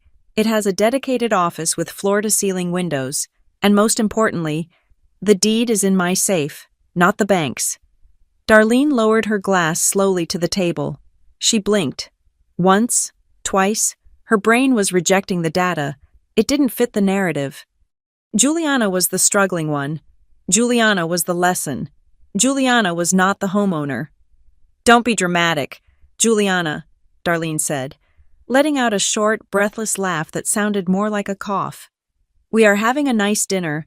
There is no need to make up stories just because you feel insecure about Kelsey's success. It is pathetic. It's not a story, Mom, I said. And I'm not insecure. I'm indifferent. You're a liar, Kelsey spat across the table. Her face was flushing a deep, ugly red. You live in that dumpy apartment complex in Charlotte. I saw the address on your Christmas card last year. I have a P.O. box, I corrected her gently, because I learned a long time ago that giving this family my real address is an invitation for unsolicited opinions and solicited loans. Stop it, Kelsey slammed her hand on the table, making the silverware jump. You are just jealous. You see this beautiful house. You see how happy I am. And you have to invent some fantasy life to compete. A waterfront house. With what money you answer phones for a computer company? I am a senior data architect, I said. And I bought it with the money I saved while you were buying validation. The insults were flying now, predictable and boring. Darlene looked at the relatives, her eyes pleading with them to see me as the villain. She always does this, Darlene said to Aunt Linda. She ruins every holiday. She has to be the center of attention. Juliana, apologize to your sister for lying. I'm not lying, I said. Then prove it, Kelsey screamed. Show us a picture. Show us anything besides your big mouth. I didn't reach for my phone. I didn't need to. Tara stood up. The sound of her chair scraping against the hardwood floor was loud. Tara had been quiet all dinner, nursing her wine, waiting for her cue. Now, she looked at Darlene, then at Kelsey, with a look of pure, unadulterated exhaustion. She isn't lying, Tara said. Her voice wasn't loud, but it carried the weight of absolute truth. I've been there. I helped her move in. I've sat on that deck. I've drunk champagne in that kitchen. It is real, and it is twice the size of this place. The air left the room. If I had said it, they could have dismissed it. I was the black sheep. I was the liar. But Tara was the neutral party. Tara was the observer. Tara didn't play their games. Darlene stared at her niece. Tara, you knew. For 2 years, Tara said, crossing her arms. And it killed me not to tell you, but I respected her privacy, which is more than anyone at this table has ever done. The dynamic shifted instantly. It went from mockery to confusion, and then, inevitably, to victimhood. Darlene's face crumpled. She put a hand to her chest, clutching her pearls as if she were having a cardiac event. You hid it, Darlene whispered, looking at me with wet, wounded eyes. You bought a home, a major life milestone, and you hid it from your own mother.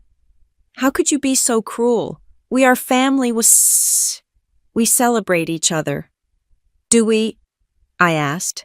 Of course we do, Darlene cried, her voice rising. Look at this party. Look at how we celebrate Kelsey. We would have celebrated you too. Why? Why would you keep such a secret? What kind of daughter does that? The kind of daughter who learned that good news is only welcome here if it doesn't outshine Kelsey, I said. That is not true, Kelsey yelled. You are just selfish. You wanted to hoard it. You wanted to sit there and judge us while we tried to include you. I hid it, I continued, ignoring Kelsey and locking eyes with my mother. Because this family only remembers me when they need a loser. You need me to be the failure so Kelsey looks like a success. You need my apartment to look small so this house looks big. You need my silence so you can hear your own applause. That is a hateful thing to say, Darlene said, shaking her head. I have done everything for you girls. I have sacrificed everything. You sacrificed your retirement fund for Kelsey, I corrected her. You didn't sacrifice anything for me. I treated you equally. Darlene insisted. No, Mom, you didn't. I leaned forward, my hands clasping together on the table.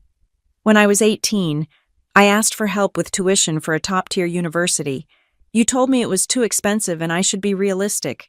That same year, you bought Kelsey a brand new car because she was anxious about taking the bus. That was different, Darlene stammered. Kelsey needed reliable transportation. When I was 22, I went on, ticking the points off on my fingers. I needed a co-signer for my first apartment. You said no. You said I needed to learn independence. 2 months later, you paid Kelsey's rent for a year because she wanted to live in a loft she couldn't afford. She was finding herself, Mom argued. And just 3 months ago, I said, my voice dropping lower, darker. I heard you in the kitchen at the barbecue. I heard you talking about how you pulled $10,000 out of Dad's 401k to pay off Kelsey's credit cards because she bought patio furniture for a party she threw to impress people she doesn't even like. A gasp went around the table. My father, Mark, looked up from his plate for the first time. His face was gray. He looked at Darlene, then at Kelsey. You told me that money was for a medical bill, Dad said, his voice raspy. Not now, Mark, Darlene hissed at him, then turned back to me with venom in her eyes. You are petty. You are bringing up old history to hurt your sister. You think you are better than her because you have some money. Money isn't everything. Juliana, family is everything. Do you think I'm better than you? Kelsey sneered. Is that it? You think because you work some boring desk job and hoard your cash that you're superior? You have no life. You have no friends. You're cold." "I don't think I'm better than you, Kelsey," I said. "I just decided to stop playing the game where you get to be the star while Mom pays for the lighting, and I get to be the audience who pays for the ticket." "I worked for everything I have," Kelsey screamed. Tears were streaming down her face now, ruining her makeup. "I am building a brand. I am an influencer. People look up to me." "You are drowning," I said simply. "And instead of throwing you a lifeline, Mom is pulling everyone else down with you. She is burning Dad's future to keep you warm for 5 more minutes. You are ruining Christmas." Darlene slammed her fist on the table. "I will not have this. Get out. If you are going to sit here and attack your sister and lie about your life, you can leave. Go back to your imaginary lake house." "I'm not leaving yet," I said, "because I haven't finished explaining why I slid this envelope across the table." I picked up the envelope again. It felt light in my hand, but I knew the weight of what was inside. "You asked me why I hid my life," I said. "I hid it because I knew that if you knew I had money, you wouldn't be proud. You would feel entitled to it. You would see my success as a solution to Kelsey's failures." "We would never ask you for money," Darlene scoffed. "We have plenty." "Do you?" I asked, because that inquiry on my credit report says otherwise. The color drained from Darlene's face so fast it looked like a physical blow. Her mouth opened, but no sound came out. Kelsey stopped crying mid-sob, her eyes widening in genuine terror. They knew. In that split second, the performance dropped. The garden chic facade, the proud mother act, the successful influencer mask, it all fell away, revealing 2 terrified women who had been caught with their hands in the cookie jar. "I didn't think it was a mistake," I said to the silent room.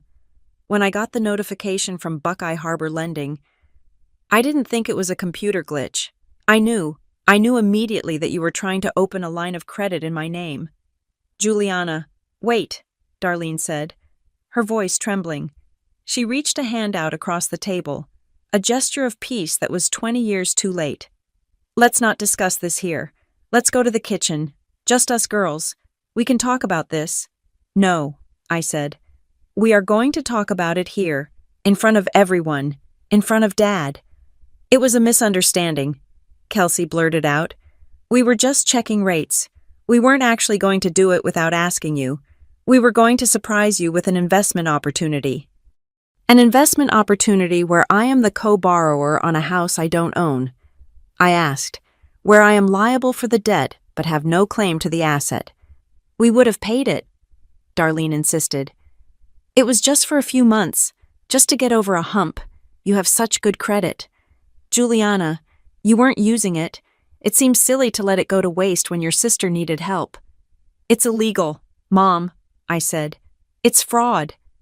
"It's family," she shrieked. "How dare you use legal words against your own blood? We were trying to save this house." "You were trying to steal my identity," I said. "And the only reason you didn't succeed is because I was one step ahead of you." I looked at the envelope. I looked at my sister, whose house of cards was collapsing in real time. I looked at my mother, whose manipulation had finally hit a wall it couldn't climb over.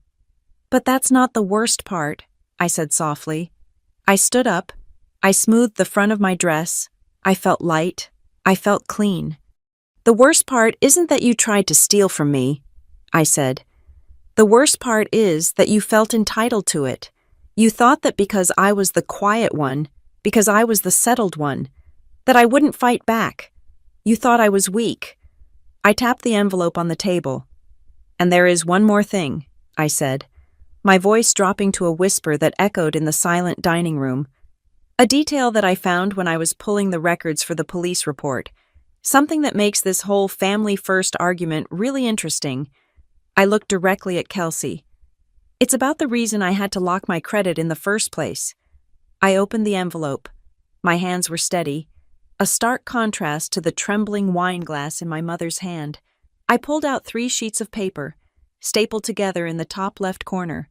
They were crisp, clean, and devastating. "This," I said, my voice cutting through the tension like a scalpel, "is a formal record of a hard credit inquiry initiated by Buckeye Harbor Lending on October 14th at 3:42 in the afternoon. I placed the paper in the center of the table, turning it so my mother and sister could read the text.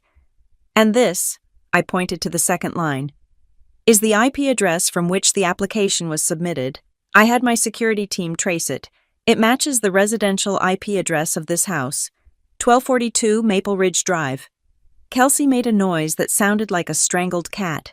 She reached out as if to grab the paper, but I placed my hand firmly over it. I wouldn't, I warned her. This is a copy. The original is currently attached to a sworn affidavit of identity theft that I filed with the credit bureaus and my attorney. The word attorney hit the table with the force of a physical blow. Attorney, Darlene whispered, her face draining of the last remnants of color. Juliana, you got a lawyer involved against your family. I got a lawyer involved to protect my identity, I corrected her coldly. I didn't know who was trying to steal from me. I just knew someone was. I locked my credit files. I placed a fraud alert on my social security number. That means if anyone tries to use my name to open a credit card, a loan, or even a utility bill, the police are notified immediately. I looked at Kelsey. She was shaking now, her eyes darting around the room, looking for an exit that didn't exist.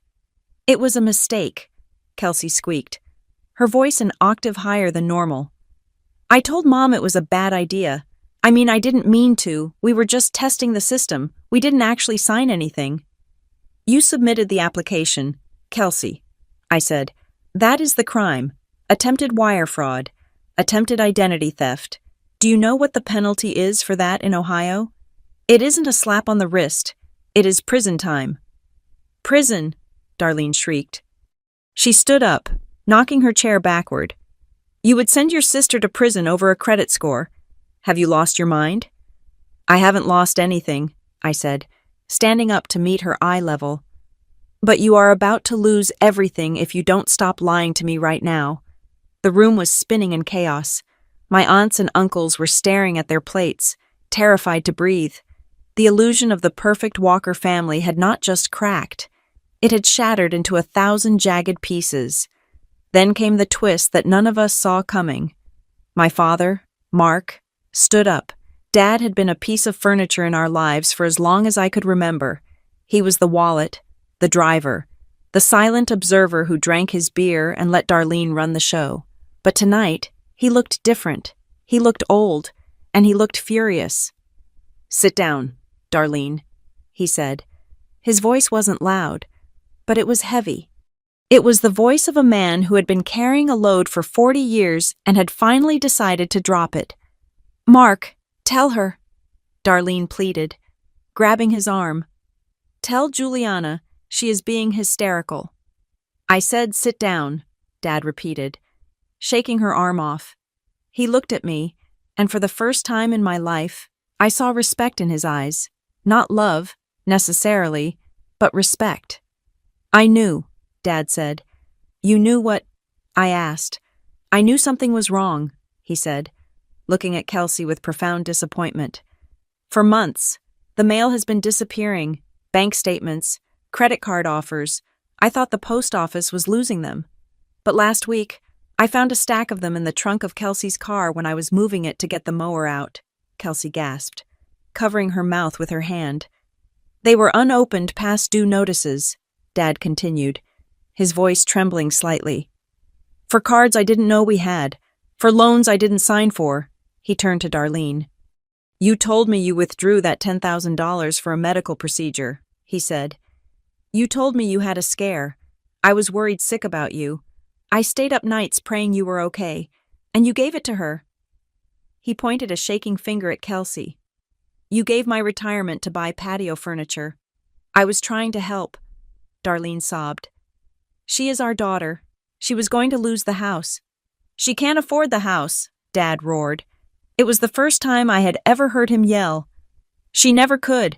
We have been lighting money on fire to keep her warm. Darlene, and now she is trying to steal from Juliana, from the only one of us who actually has her head on straight. I didn't steal, Kelsey screamed. I was going to pay it back. I am an influencer. I have potential. You have debt, Kelsey, I said, stepping into the silence left by my father's outburst. You don't have potential. You have a delusion. I looked at the three of them, my mother, weeping in her chair, my sister, defiant and terrified, my father, broken and waking up too late. Here is what is going to happen, I said. I felt like a judge passing a sentence. I am not going to press charges today. I am not going to call the police and have you arrested in front of the neighbors. Darlene let out a sob of relief. Oh, thank God. Thank you. Juliana, I knew you were a good girl. I'm not doing it for you, I cut her off. I'm doing it because I don't want to spend the next year of my life testifying in court. I have a business to run. I have a lake house to enjoy. I don't have time for this. I picked up the envelope and the affidavit. However, I continued, this file stays open. My credit remains frozen. If I see one single inquiry, one single unauthorized charge, one piece of mail that looks suspicious, I will file the report, and I will not hesitate to name both of you as co-conspirators. We won't, Dad said. I'll make sure of it. And there are consequences, I said, looking at Kelsey. You can't afford this house. Kelsey, the gig is up. You need to sell it before the bank takes it. And Mom, you need to stop enabling her. If you touch Dad's retirement fund again, that is elder abuse, and I will report that too. You are ruining my life, Kelsey wailed. You are jealous because I bought a house and you didn't. You are trying to humiliate me. I didn't ruin your life, I said calmly. I just turned on the lights. The mess was already there. Juliana, please, Mom wept. It's Christmas. Can't we just eat and pretend? No, I said. That's what we've done for 29 years. We pretended Kelsey was the star. We pretended I was the failure. We pretended you were a good mother. The room went dead silent. I'm done pretending, I said. I have a real life now, a real home, and in my home, we don't steal from each other. I turned to Tara, who was watching me with a look of fierce pride. Are you ready? I asked her. I've been ready for an hour, Tara said, grabbing her purse. I walked to the door. I didn't look back at the table. I didn't look at the relatives who were gaping at me. I walked past the beige walls, past the fake garland, past the live, laugh, love sign that hung crookedly in the hallway, at the front door. Darlene caught up to me. She grabbed my arm. Her eyes were desperate, wild. Juliana, you can't just leave, she hissed. What will I tell people? What will I tell the family? Tell them the truth, I said. Or lie? I really don't care anymore. You have changed, she said, accusingly. You used to be so sweet, so quiet. Now you are cold. I looked at her. I looked at the woman who had taught me that my worth was conditional, who had tried to harvest my credit score like a crop. I'm not cold, Mom, I said gently. I'm just settled. But you're not settled here, she cried. You're not settled with us. Exactly, I smiled. It was the first genuine smile I had given her in years. I settled down. Mom, I just didn't settle down in the story you wrote for me. I wrote my own. I opened the door and walked out into the cold night air. The wind bit at my cheeks, but it felt cleansing. I got into my car. Tara jumped in the passenger seat, and we drove away. I didn't look in the rearview mirror. The aftermath was swift and silent. The family group chat, usually buzzing with Mom's updates about Kelsey's achievements, went dead. No one posted, no one commented. It was a digital ghost town. 2 weeks later, I heard through a cousin that Kelsey had put the house on the market. It was a short sale, meaning she was selling it for less than she owed just to escape the crushing debt. She moved back into my parents' basement. The influencer career was quietly retired. My father took control of the finances. He put Darlene on a strict allowance. It wasn't a happy ending for them, but it was a necessary one. They were finally living in reality, however grim it was. 1 month later, on a Tuesday evening, my phone rang. It was Mom. I stared at the screen. I knew why she was calling. The dust had settled. The bills were coming due, and she was going to try just one more time to see if the old button still worked. She would ask for a small loan. She would say it was for Dad. She would cry. I let it ring. I watched the name flash on the screen until it went to voicemail. Then, I blocked the number. I wasn't being cruel. I was maintaining the perimeter. I walked out onto the deck of my home. The sun was setting over Lake Wylie, painting the water in strokes of purple and gold. The air was still. The only sound was the gentle lapping of the waves against my dock. I sat down in my chair, wrapped a blanket around my shoulders, and took a sip of tea. This was it. Revenge wasn't screaming. It wasn't burning their house down. It wasn't destroying their reputation online. Sweet revenge was sitting on a deck that I owned, looking at a view that I paid for, with a peace of mind that they could never touch. They were trapped in a prison of their own making, frantically trying to keep up appearances, drowning in debt and lies. And I was free. I took a deep breath of the pine-scented air. I had settled down. All right, I had settled into a life where I was the main character, and for the first time, the script was perfect. Thank you so much for listening to my story. I know family can be complicated, but I hope my journey reminds you that you never have to set yourself on fire to keep others warm. I would love to know where you are listening from today. Are you tuning in from the busy streets of New York, the sunny coast of California, or maybe somewhere halfway across the world? Please leave a comment below letting me know your location and what you thought about how I handled my family. And if you enjoyed this story, please make sure to subscribe to Maya Revenge Stories.